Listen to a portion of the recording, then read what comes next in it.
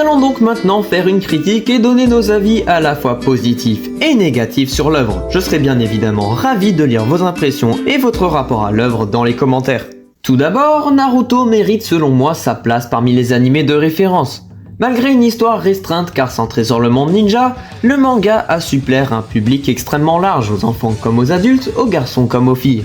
Outre l'aspect shonen des combats, il y a beaucoup de sujets abordés comme l'amitié, la persévérance, la solitude et la rédemption, ce qui le rend accessible et touchant pour un public large. Tous les personnages l'illustrent bien.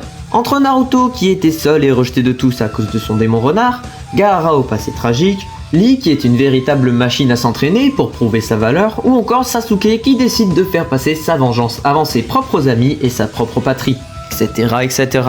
Ensuite, les personnages qui sont très bien développés. Tous pas vraiment. En effet, le manga met tout de même majoritairement ses protagonistes en avant. Cela fait glisser pas mal de personnages secondaires dans l'ombre.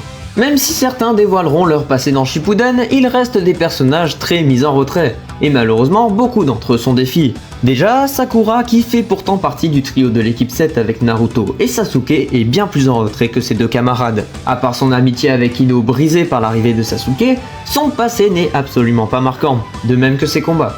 Malgré sa très grande intelligence et connaissance du monde ninja, elle n'a gagné presque aucun combat important. Dans plusieurs équipes, les mecs sont bien plus développés et ont davantage de temps d'écran que leurs camarades féminins. Neji, Lee, Choji et Shikamaru sont bien mieux présents et approfondis que Tenten et Ino qui, outre l'examen de Chunin et certains épisodes fillers, sont complètement absentes de l'œuvre. Les fillers, tiens, parlons-en. Sur les 220 épisodes de l'anime, il y en a 91 qui sont des fillers, soit 2 épisodes sur 5. Cela casse selon moi le rythme de la trame principale, mais heureusement il existe une version Kai dans laquelle les fillers sont absents. Enfin, malgré quelques défauts, Naruto reste une œuvre excellente à mon goût. Malgré un début plutôt lent avec l'arc de Zabuza, l'examen des Chunin nous a tous fait comprendre que le manga était une pépite. Même Eiichiro Oda, le papa de One Piece, a souligné le travail de Kishimoto.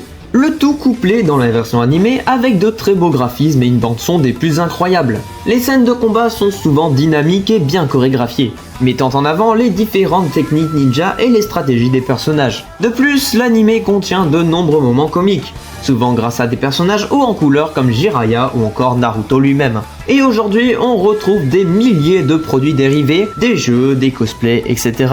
Preuve de la popularité de Naruto dans le monde entier. Bref, voilà qui conclut cette vidéo.